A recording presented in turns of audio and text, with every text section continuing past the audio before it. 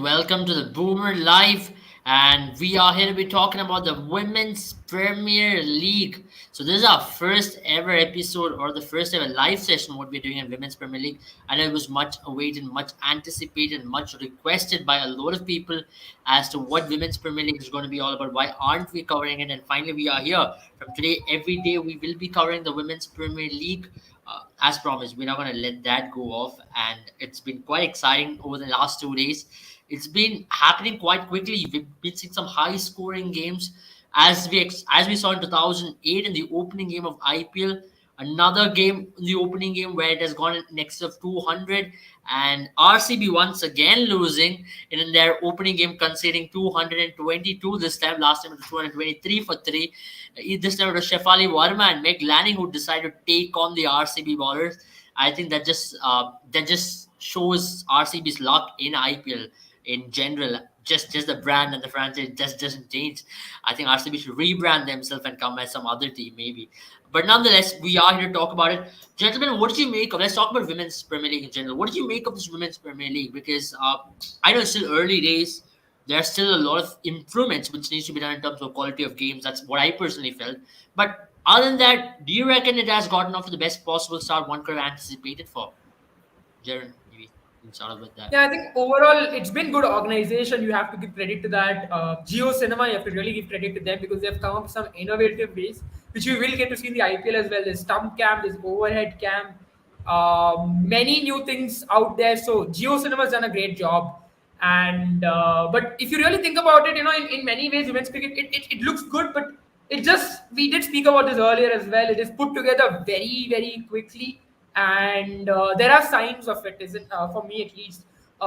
There's a gulf between Indian players and players who have played, or domestic players and players who have gone out and played in the other franchise cricket, because they get more used to getting. They're much more used to sharing the dressing room with the likes of, for example, Ali Sahini and Deepti Sharma, or Shafali Verma, Jemima Rodriguez, and Meg Lannon. But what I also felt is a lot of these domestic players are under the weight of that expectation, and not many players are known because there haven't been really camps. If you look at the men's side of things, men's IPL camps have already begun for almost all the franchisees, and everyone who isn't having an international duty right now is in those camps, are practicing in those camps. So that those camps are so important because it gels the squad together and the management Right. comes to know about the players. But in this case, what we're seeing right now is that management is not as much aware of the players, and the players themselves are not yet polished enough to really come and play in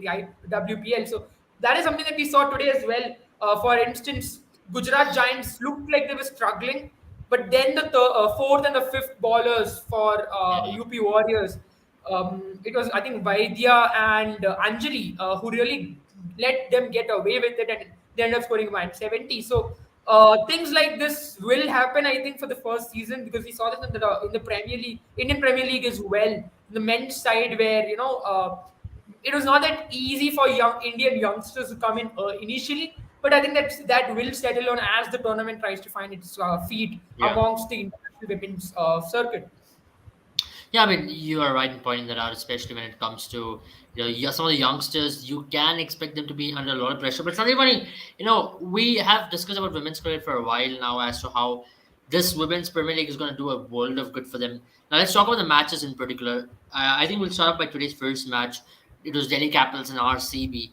And Shefali Verma, I think this is possibly one of the best innings we've seen of Shefali Verma at this senior level, because she has got so much of potential. She's still very young. She has just won under 19 World Cup. And this is something which is going to help her a lot, isn't it, going ahead? Because that knock with Meg Lanning, 162-run partnership, to take on some quality bowlers, international quality bowlers rather, and to actually succeed by playing some of the most ridiculous shots. How do you think that innings was from Shefali Verma, and how do you make up the Delhi Capitals team so far?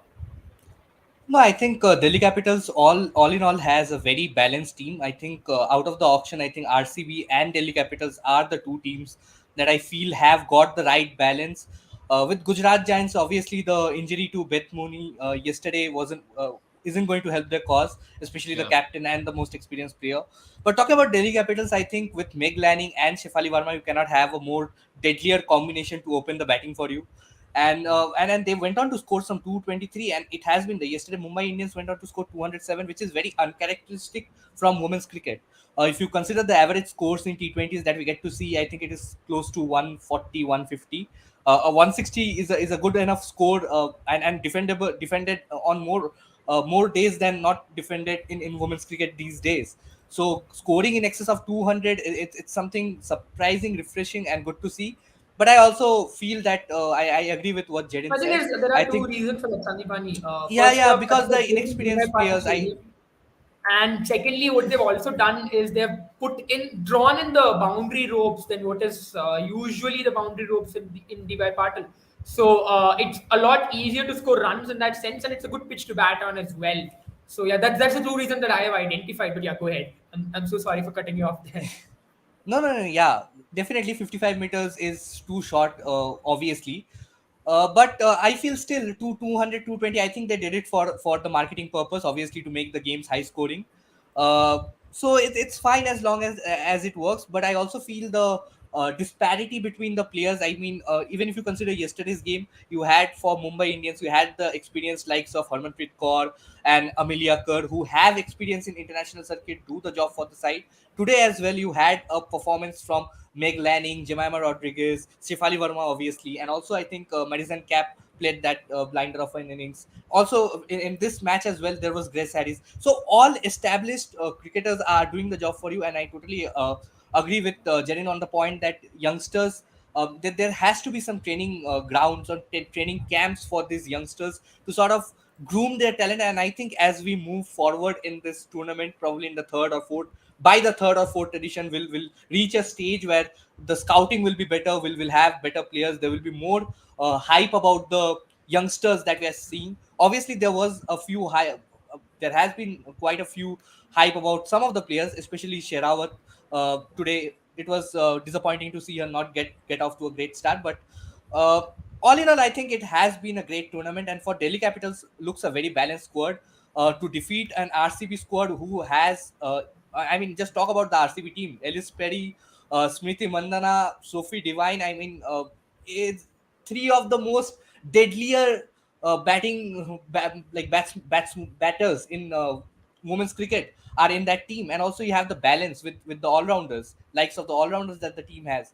So I definitely thought that RCB were going to do a great job, but I think they were just caught off guard with the opening partnership itself. Meg Lanning and Shefali Verma, I think they are going to be the destructive opening duo to watch out for.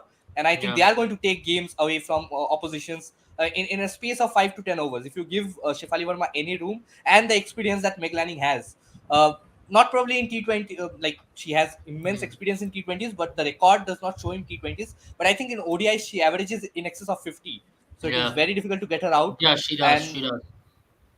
I mean, and just But one thing I with personally Meg also like Lanning, about this particular partnership is that, someone like Shefali, who we've been criticizing a lot as well.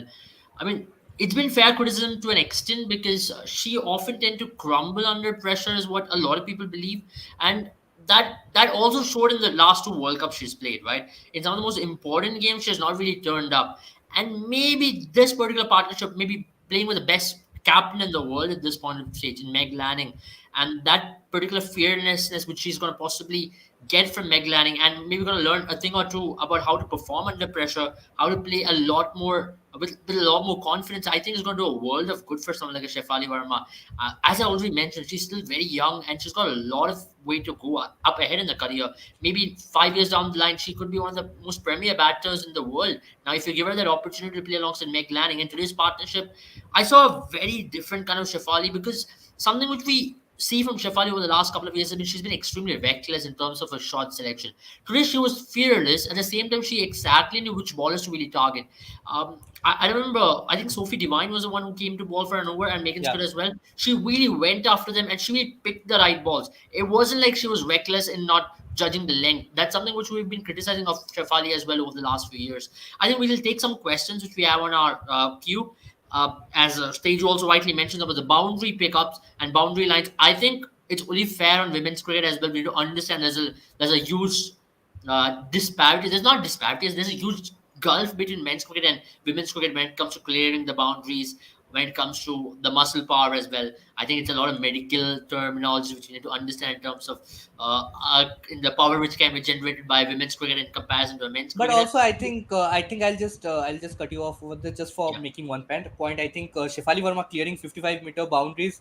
I think that's a very good point from Teju, because the way Shefali Verma gets out more often than not is being caught at boundaries. Once yeah, she's settled at 20s, in her 20s or in her 30s, she plays one of those reckless shots and just gets caught in long on or long off.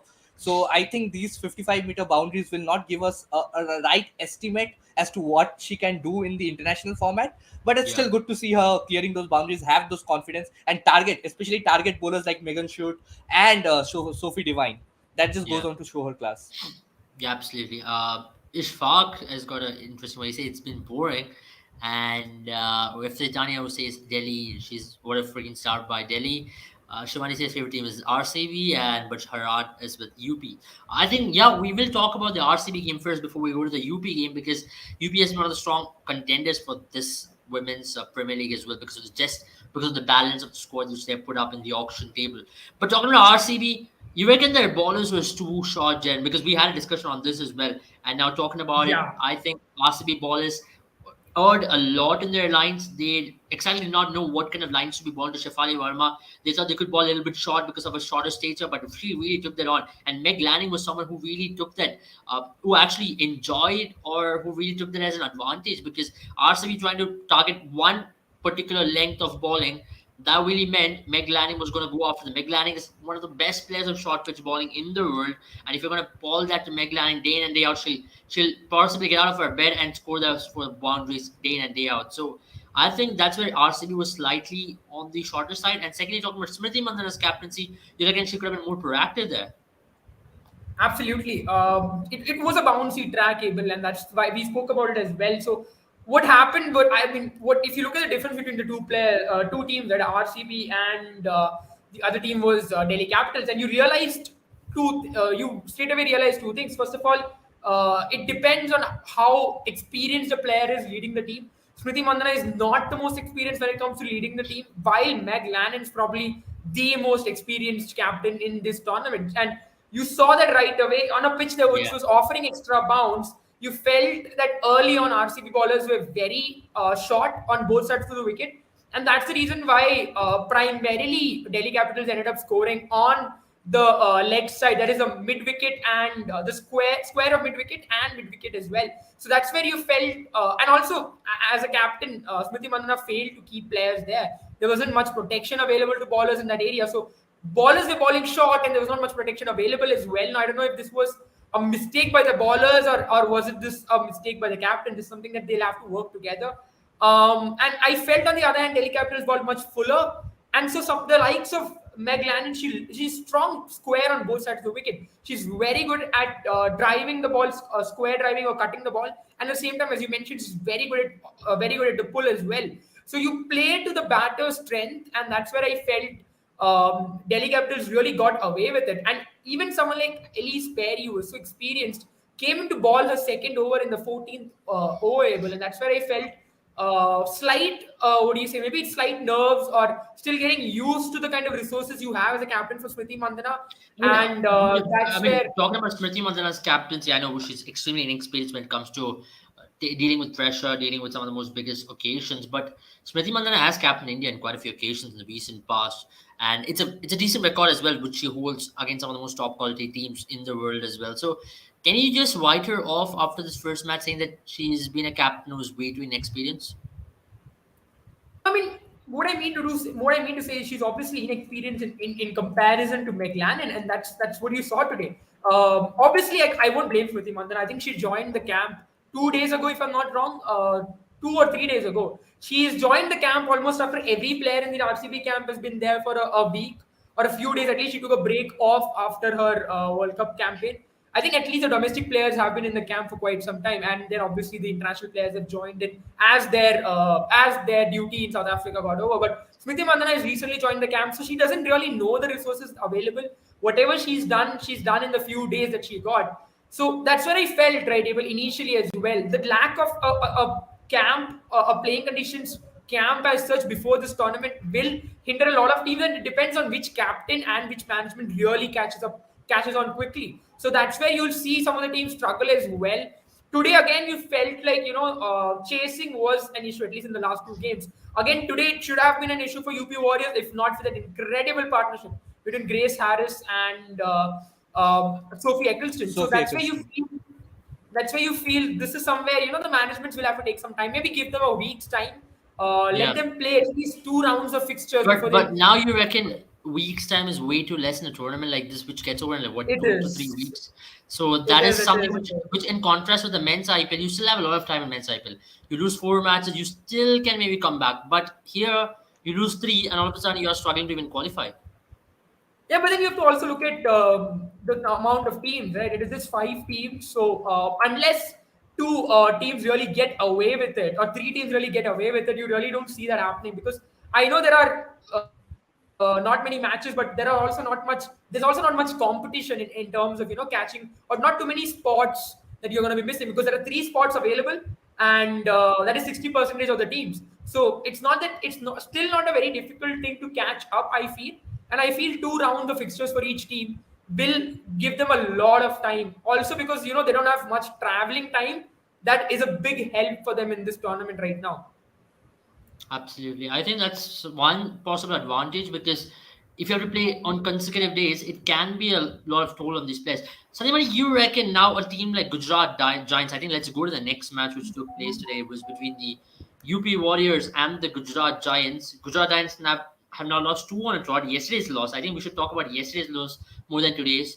Yesterday's loss was possibly something which did not see coming, isn't it? Because all of a sudden, a new tournament against a quality team, Harmanpreet Kaur just came and showed what she's possibly capable of. We know that's a reputation which Harmanpreet Kaur carries, and she just delivered. Yeah, and I think a lot of credit should go to Haley Matthews. The way she started off, I think it was great to see her start of the innings in such a way. And when Harmanpreet came into bat, I think they already had the momentum. They were going at a good strike rate, but Harmanpreet just came in and just played an innings that Harmanpreet Kaur plays, 65 of 30 balls, if I'm not wrong. And I think the game was done and dusted in the first innings itself. I think Gujarat Giants really it was like that KKR RCB game in the first match of the IPL. Once McCullum went on to score that 158 runs, and KKR went on to score in excess of 220. RCB did not really have any chance. They were just caught off guard. And I Yeah. think that is something which happened to Gujarat Giants. I think they have a good team, but yeah, yesterday I mean Beth Mooney in the first over itself got retired hurt, and from there onwards it was no coming back because once again the Mumbai Indians is another unit with great all round balance. They have a good bowling attack. Hmm. Nat Siver doing what she does. There is Hallie Matthews. There is Pooja Vastrakar, Amelia Kerr.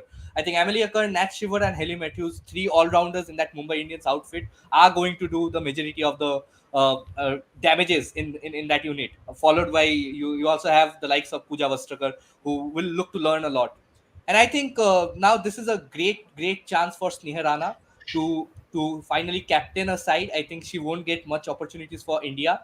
So Women's Premier League in Beth Mooney's absence, the opportunity that Sneha Rana got today, I think she was pretty good enough captaining Gujarat Giants against the UP Warriors. They almost had the game.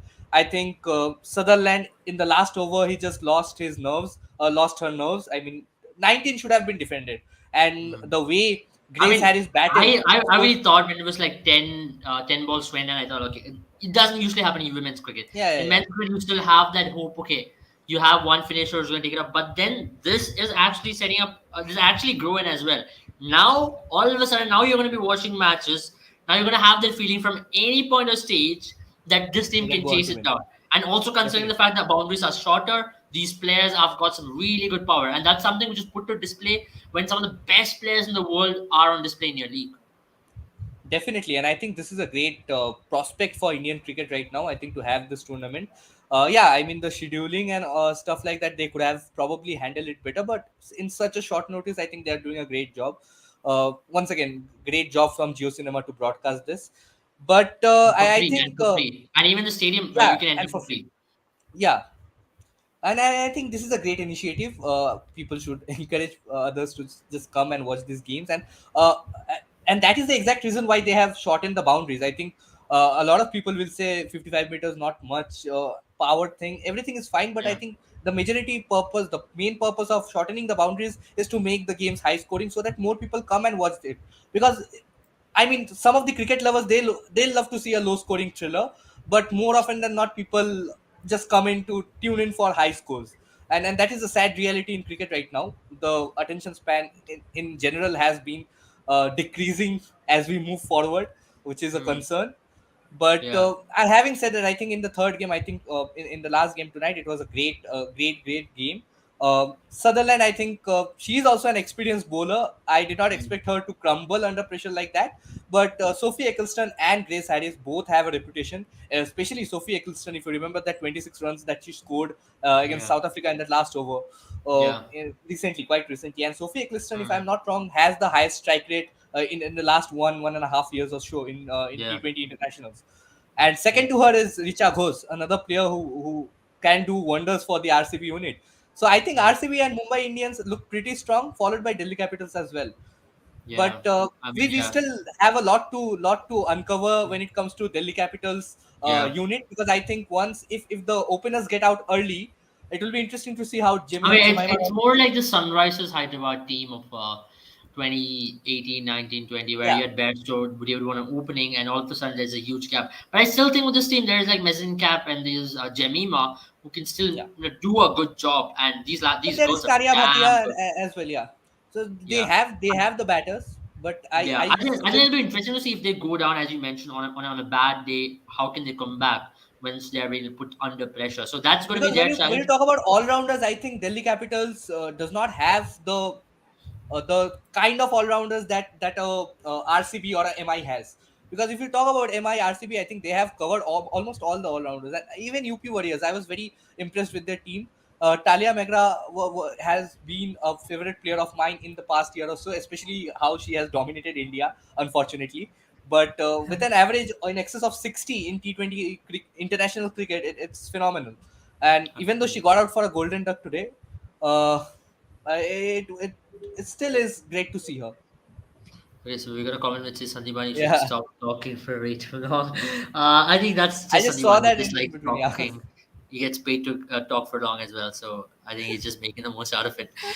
So Michelle says she stayed up late night to watch this, and marketing is reason. Teju says there's a short boundaries which are put in place. Tammy says she's supporting the challengers. Fair enough. I think there's a lot of challengers fan. And Kerala cricket freaks, as I expected, is with question to Kerala. Sunil Chetri cheating. I think I'll take this up. I'll take this up. I definitely will. Being a BFC fan, but no, I'm not going to be speaking as a BFC fan. I'm going to talk as a football analyst here. RCB batting looks good. No, it's got the better of the ballers. Why do we get annihilated by Liverpool? Oh, it's 5-0 right now, and it's been absolute chaos in the Anfield, and Liverpool are running right. So you got a Liverpool fan who's there. It says, stop this, and stop this, talk about the Manchester United. You will never walk alone. Johnny since Ten Hag got in. Okay, I okay. have There's to a say lot. one thing though, John Walker. That's such a nice name for a Liverpool fan. You'll never walk alone. Yeah, John Walker. I mean, look at him. Look at him talk about it, right? Johnny, John, He was just Walker. born. He was just born to be a Liverpool fan. I think that's what I would say. Yeah, I don't know if that's his real name, but either way, that's nice. So Liverpool winning is the update what we have right now. Just to turn switch sports rather, and we're talking about football. 5-0 as usual. Every season there's a big win from Liverpool against United. It's this day today, and it's been chaotic. It's been absolutely chaotic there. But before that, let's talk about the match which happened today as well. UP Warriors Gujarat Giants. As I think we already had a comment which spoke about it. I think I'll just take it up. I think this was the one. Says Saffron Derby was my favorite. I don't know what to say on that, I mean, but both the other games have been a team scoring 220 and the other team yeah, hardly yeah. I, managing I to get to personally 200. think Gujarat Giants has not looked like a team who can go out there and compete at some level. I know Beth Mooney is a big loss for them, but even there is a lot of holes in their team. Even during their auction, I felt they did not really pick a team covering all bases. they picked a lot of team players from railways. That's primarily because when you have someone like Mitali Raj there, she tends to be slightly leaning towards her state wherever she played cricket from, and that's now backfiring when they have now come into the women's Premier League. Two on the bounce now, 0-2 on the table now at the bottom of the table, and if things go really worse, they could be knocked out. To be the first one to get knocked out in a week's time. Yeah, I think Kim Garth has been a very good player that they've got in. She's an Irish all-rounder. She just recently shifted her base to Australia. Yeah. But overall, I think the issue with this team is when it comes to the batting, right? The bowling looks pretty settled. I would still say, if you look at it, I think Sneh Rana, Annabelle Sutherland, and the likes of Ashley Gardner, I think they can do a decent job with the ball. Kim Garth as well. With the ball, I think they are a very good, they're a decent team. But with the bat, I think that's where the problems are. As of now, I think Beth Mooney was probably the one they were really banking upon in terms of batting, and then Ashley Gardner. Ashley Gardner's had an indifferent start, you would say, today and yesterday to the world WPL, but you will hope that she'll cover up for that. But unfortunately, Beth Mooney misses out. Now, all of a sudden, this team looks really narrow when it comes to their batting options. I think after this, now they have Sushma Verma and Harleen Diol. Harleen Diol, I wasn't very impressed with her. I know she came out with a very good score at the end, but she really struggled. And the only way you saw them actually make her actually raise a strike rate was when the likes of Vaidya came on the ball, and then she could really go after the inexperienced Vaidya. Aside from that, you felt like Harleen Diol struggled against Deepti Sharma, Sophie Eccleston, and and Gaikwad. I think those three probably are going to be key for UP Warriors, because in the middle overs, it's almost impossible to score off those three, and they're very wicket-taking bowlers as well. Rajeshwari Gaikwad was just incredible when it comes to a third spinner. So I think that is where this team is going to struggle, right? And even today, the only reason why they got away with it, you would have to say, is again towards the end, their lower middle order really saved them, or else things could have gone even worse for them, because they started off in a very iffy manner. And Harleen Diol, obviously, as I said, I just felt she wasn't as good as you want someone who's probably your third best batter now. And even the likes of Annabelle Sutherland, she's not someone who usually comes up in the middle order where she's playing for this team. She's someone who usually comes up in the lower middle order, or the lower order, and she's usually comfortable at the lower order. So that's where you feel um, not a very good batting order, and that's what you saw in the Mumbai Indians game as well. The moment they lost Beth Mooney and Ash Gardner, Beth Mooney obviously to that injury, and Ash Gardner, as she was dismissed, you felt like this team did not have any comebacks, and it was just ticking time bomb. Absolutely. I think that's one thing which we need to also consider, especially when it comes to some of the Australian all rounders. I personally think somewhere or the other, these all rounders, they're when you give them to this Indian captain, they kind of feel clueless at times as to how do you manage so much of resources, and that's something which I saw from Smriti Mandana. And Yeah. when it comes to Beth Mooney, I think it's a massive loss. I think when you appoint a foreign skipper, when you have invested a lot on that kind of a player, and when you lose her in the first game of the tournament, then it's going to be very, very hard to recover. Then your entire focus or the core set around her looks to be empty, and now that's what Gujarat Giants have been facing now. For Gujarat Giants, the road up ahead is very tough. I think experience of Mitali Raj in the dressing room will have to come to the fore, and letting them know it's okay to lose couple on the bounce. It's good that you got it off right in the front. You've been able to understand now what to improve upon, because you don't want to go on that losing run towards the end of the tournament, because this tournament can really catch up to you pretty quick. If you lose that momentum towards the latter end, then it's going to be very tough for you to even to qualify and play that knockouts. And it's just 5 team tournament, 4 of them really makes it. But I'm still telling you, especially knockouts and knockout cricket, you need to be carrying the momentum into that tournament. So that's why I personally. But when you come into there, that's an interesting point which has been risen over here as well. Indian bowler so far has looked like the weakest link in all the teams. We can say it's because of inexperience. You can say it's because of pressure. It's probably their first time they're going to be coming under so much of scanner, playing in front of thousands. But still, they still look like there's a lot of gap you feel between the Indian bowlers and rest of the bowlers in the tournament. Yeah, I think that is something, as I said, as we move forward in the tournament within for the third season or probably the fourth season, we'll have players from India as well who are going to make a mark for themselves, going on to be the emerging players. But right now, I think when you talk about Indian bowlers, I think the experienced bowlers have done a decent enough job. Today, you saw Renuka Singh do a decent enough job. 3 overs, 24 runs was good enough. Rajeshwari Gaikwad, as you said, the third spinner. If Rajeshwari Gaikwad is the third spinner in a team, you have to know the quality of spin attack that team has. I mean, Sophie Eccleston and Dipti Sharma are two of the best in the world right now. Sophie Eccleston is the number one T20I bowler in the world right now, and I think Dipti Sharma is also in the top 10. So, and I think Deepti Sharma did a fabulous job, picked up 2 wickets. So, I think when you talk about Indian experienced bowlers, they have come to the fore. It's bowlers who haven't had the experience of playing prior in such big leagues who are suffering. The likes of Anjali, or you can probably say Vaidya, coming in with not much experience, and you have to give them time to settle down. Because you saw today experienced bowler like Sutherland err in her lines and then give away 24 runs in that final over.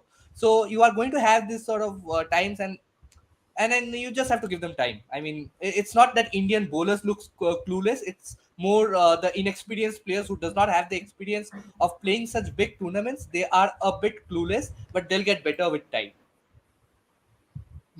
That's interesting that you mentioned. But one thing which I felt even in today's game, the last game, 19 But run I over. think, but I think the Gujarat Giants. When you talk about Gujarat Giants, just to finish my point over Yeah. there, the team that depends on your middle order. You talk about other teams. Every team has a strong, powerful middle order. But when it comes to Gujarat Giants, I totally agree with you on the auction point. They were just focused on buying Ash Gardner and Beth Mooney, and then they thought they'll build a team around that. Probably from the Mithali Raj played a huge influence in getting the players from the railways. But if Mm. you consider Harlin Deol and Hemlata, or probably a Meghana as well, they are not your core batters who can do the job for you in such a Yeah. tournament. It's a great you can say force. She can see the future, and if you are investing for the I also future. feel somewhere or the other, for example, I know Meghna is opening the batting for them, but I think someone like a Shushma Verma, she definitely needs to be opening for one of these WPL teams because she's too good a player to be batting in the middle order because she gets that opportunity for Team India, fair enough. But And then in WPL, surprisingly, Sushma that's Verma why she was should be not batting in part the of the middle order. team. I mean, Sushma Verma was not a part of the team in the last game. She is the wicketkeeper. She is replacing Beth Mooney as the Yeah. wicketkeeper. So Exactly, and she's too good a player to even sit out. Just look yeah, at the kind of stature she carries. She's your number two wicketkeeper in Team India, and just considering that very fact, I think she should be starting for one of the WPL teams. And what's the whole point of having these WPL teams if you can't let your own players play? Because this is a development league. This is for the development of Indian cricket. I know there's a lot of marketing and a lot of other things involved, but then when you compare it with IPL, I still think WPL is set out for developing women's cricket at large yeah. because IPL has become like a corporate structure where you're really focusing on your team and your franchise success rather than giving opportunity to youngsters. I still can understand, I can still buy that excuse, but at least in WPL, you need to give chances to your reserve players of Team India at Yeah, least. What do and you make that of is why I that? think Gujarat Giants is going to be the team of the future. I think Yeah. we right now the stars of the present will do the majority of the job. I mean, Meg Lanning performing for her team, Shefali Verma, Smriti Mandana got some runs. Yesterday you had Yeah. Harmanpreet Kaur. So all the stars are doing the job right now. But I think Gujarat Giants is going to be the team for the future.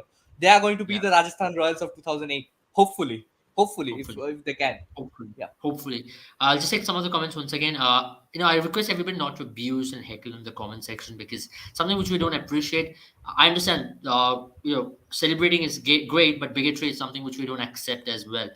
And I know from both the sides, there's a lot of banter which is going on the footballing end, not on cricketing. And surprisingly, it's maybe for the first time seeing a lot of football banter happening on the comments, something which we are not used to seeing in Boomer. And I'm pretty happy it's happening on Indian football as well, something which I did not expect will happen. Yeah. So I'm happy on that regard.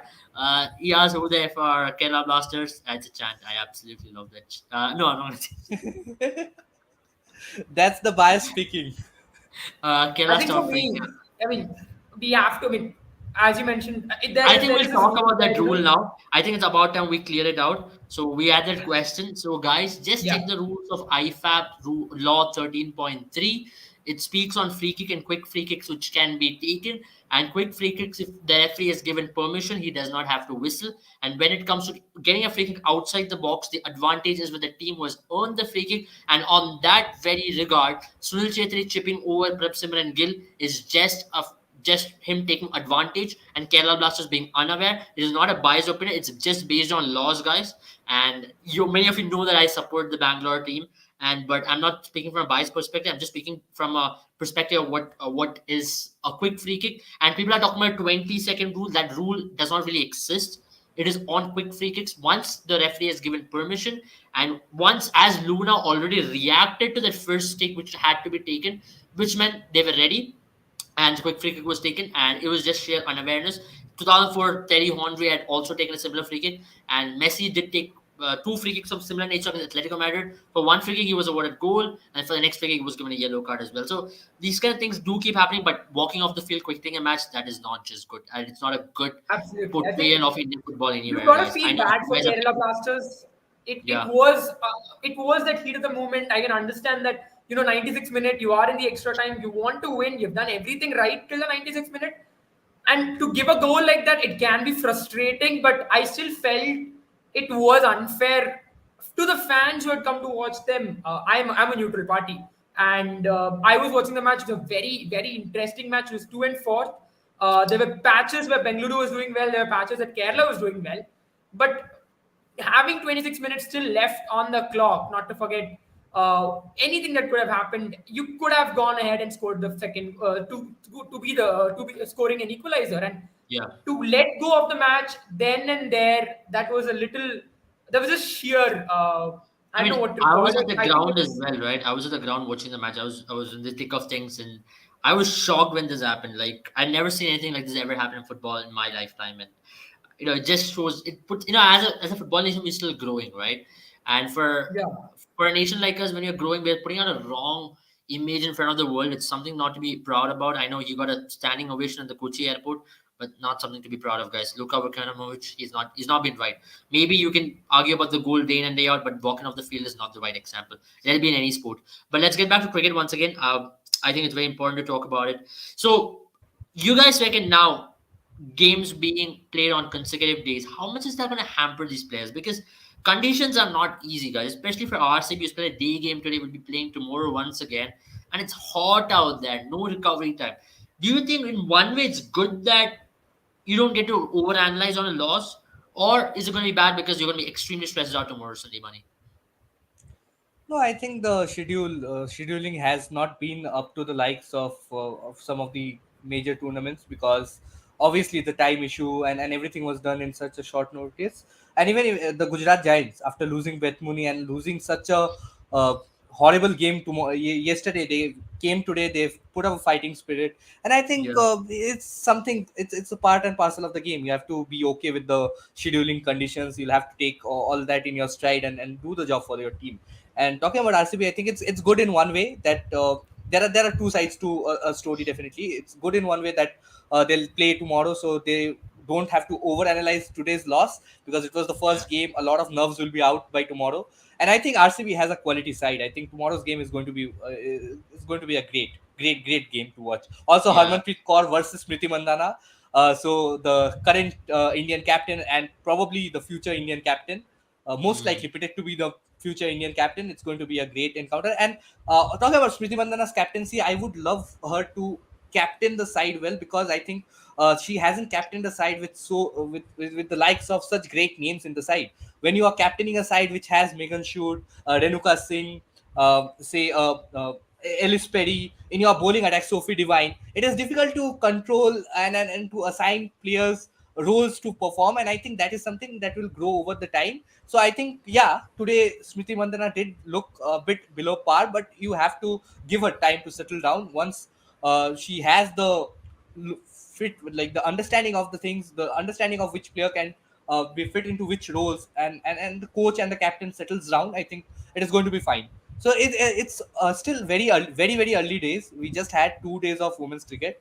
We have to wait for at least a week for the results to show, and then we can make a conclusion about how the captaincy has been or how the tournament has been so far. So I think it's still very early days. Yeah, I think that's a fair point as well. I think we did already discuss about Smriti Mandana being slightly on the nervy side, and John Walker is another. What's worse than we worse than 9-11? I think it's 7-0. Oh yeah, Liverpool has won the game 7-0, guys. So it is a massive, massive win for Liverpool there. And it's So almost it's as just if Liverpool remembered how to score goals just today, and I hope they continue from here in the season. yeah. I mean they've had two big games. One was 9-0 against Bournemouth, and one is 7-0. I think it's just once in a while they just turn it up and they just go off. And if there to be any positives taken, Madrid should be worried. And who knows? Who knows? It's football is a funny game, right? But Yeah, coming back to this, Jen, tomorrow big game, Mumbai Indians taking on the Royal Challengers Bangalore. It's been a big game, even in the men's league. It's a game with a lot of reputation. It's a game with a lot of hype. It's a game of rivalry as well. You reckon now it's about time RCB really gets on that accelerating pedal and just says, okay, just let's put this behind. Let's go out there, have a bash, just take on the ballers, play fearlessly, and maybe bat first, maybe, and not to chase because chasing can be a little nervy, especially. I know the conditions can favor you, but at the same time, when you have had a game like this, it's a little bit nice to go out there on the field and bat first and bat a lot more, with a lot more less pressure, I would say, and to bat with a very free head where you have no worry about what happened in the last game. yeah, I think in many ways it's not easy. Obviously, after losing a game like they did today, it seemed like a lot of things did not go their way. To come up tomorrow once again, it's going to be tough. But that's how it is. I think in women's cricket, the leagues usually aren't that big as well. So players are used to playing back to back in some of the leagues.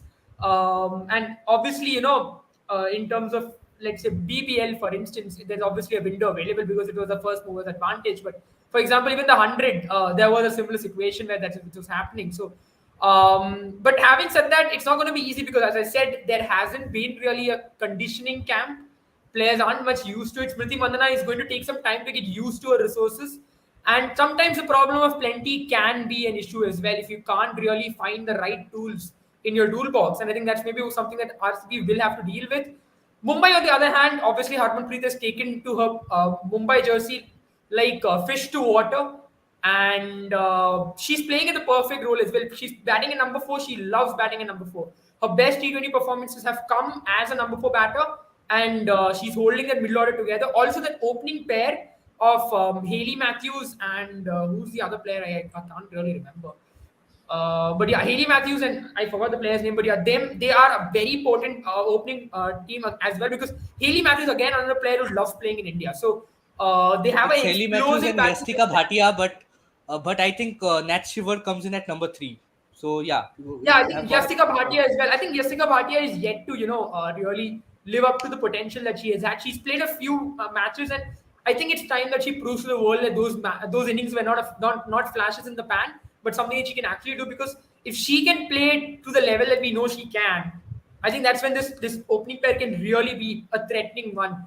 Because And Haley I think Matthews, she has had great performances in the ODI format. I think T20I yeah, she's yet to shine.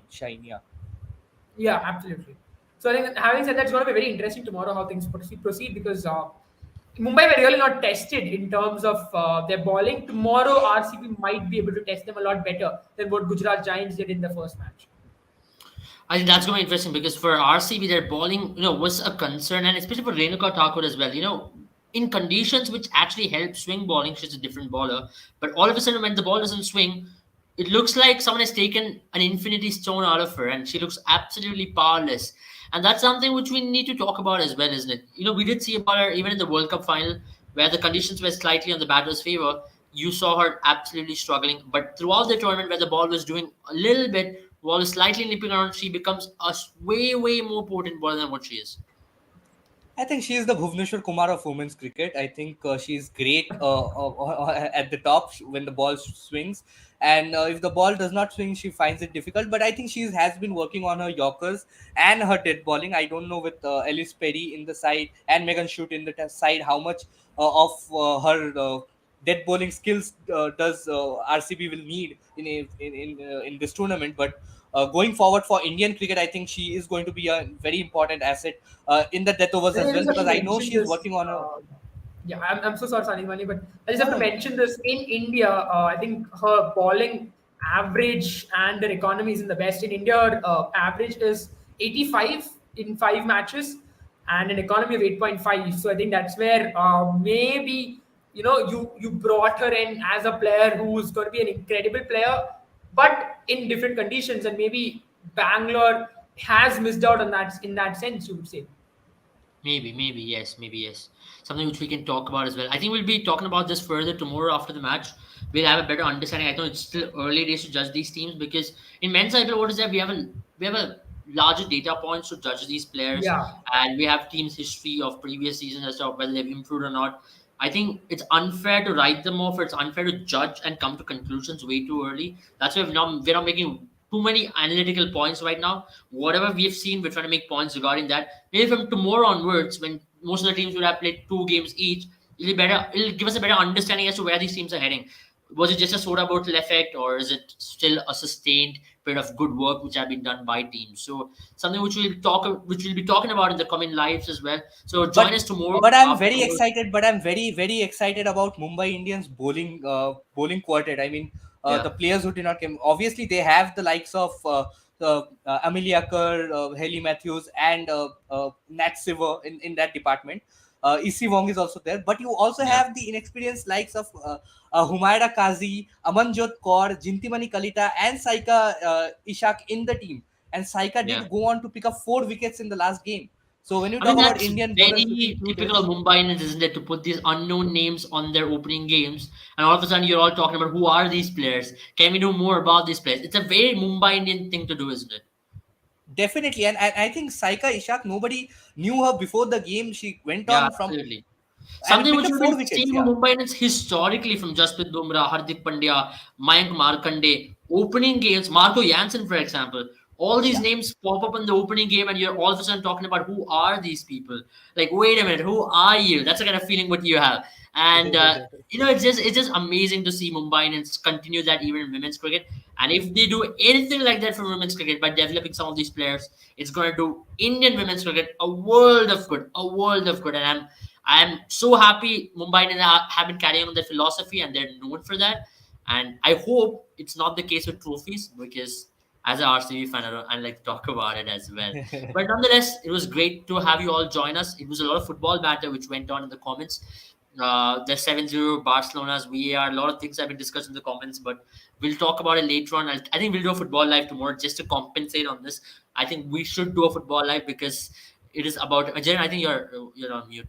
I mean, we haven't done one this week, so it's definitely due as well. A lot of things have It's due. happened It's due. That's what in we're saying. football Reactions industry. on the comments because we've had more football comments and cricket for the first ever time on a cricket show. So that itself Yeah, says people are eager and people have been talking about different controversies and some big wins as well.